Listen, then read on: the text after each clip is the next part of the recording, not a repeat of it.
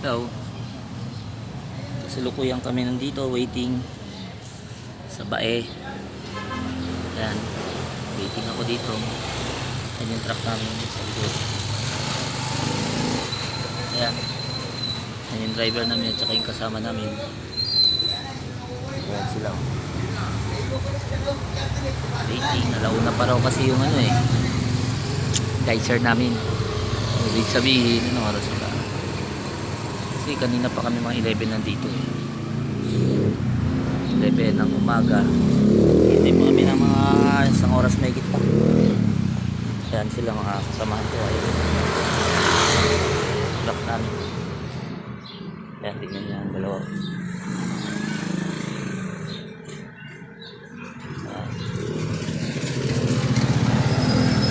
Ito kalayo. Dito, simula dito. Bibili rin namin yung mga product hanggang doon. Yung banda.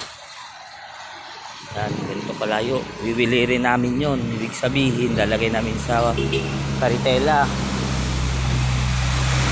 Dito i-check mga products dala namin bago yung mga for selling. Tapos yung iba hindi for selling sa bodega, ayun. Sa bahay na yon. Nadala yung mga hindi pa i-display.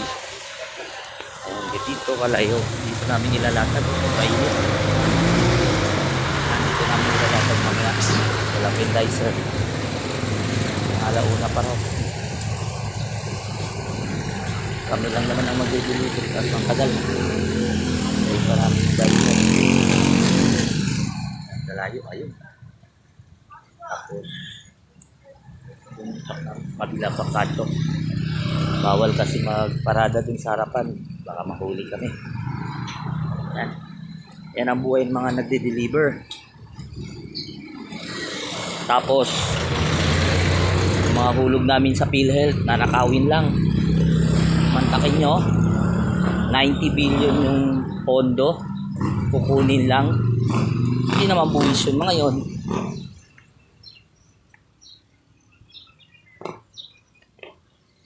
Yun po ay mga donasyon namin, mga empleyado. Donasyon namin, nakalta sa sahod namin para mayroong pondo yung PhilHealth namin. Tapos ang gagawin na ni sino ba? Secretary of Finance Ralph Recto, kukunin yung pondo, ililipat sa ibang project. Anong klase naman yun, di ba? Tatandaan nyo. Yun po ay pondo namin. Donasyon po namin yun, hinuhulugan namin, hindi po yung buwis. Tapos kukunin nyo ng ganon. Sa dami-dami ng mga Pilipinong kailangan ng para sa ospital, paggamot, ililipat nyo sa ibang sektor. Anong klase yun, di ba? Napakasakit naman.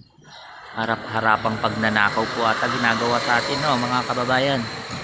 Payag ba tayo nun? Titiis kami ng ganito. Tapos babawasan kami buwan-buwan. Tapos nanakawin lang nila, ilalagay sa iba. Hindi na makatarungan yan, ginagawa mo. Ralph Recto, isip-isip ka. Kami mga hirap sa buhay. Kami ang ninanakawan nyo. Makinig ka sa sinabi ni Vice Ganda. Hindi ako fans ni Vice Ganda pero nasa tama po siya. Para kayong mawalang puso, kinakawawa niyo yung mga kapwa Pilipino. Sana naman ayusin niyo yan. Kawawa kami. Ayun guys, nilabas ko lang yung sama ng loob ko. Siyempre hirap kami magtrabaho, kakaltasan kami. Tapos gagawin nila, kukunin lang nila, nanakawin nila yung pinaghirapan namin. Comment po kayo kung gusto nyo pong mag-comment tungkol sa sinabi ko, kung tama po ba ako. Maraming salamat po.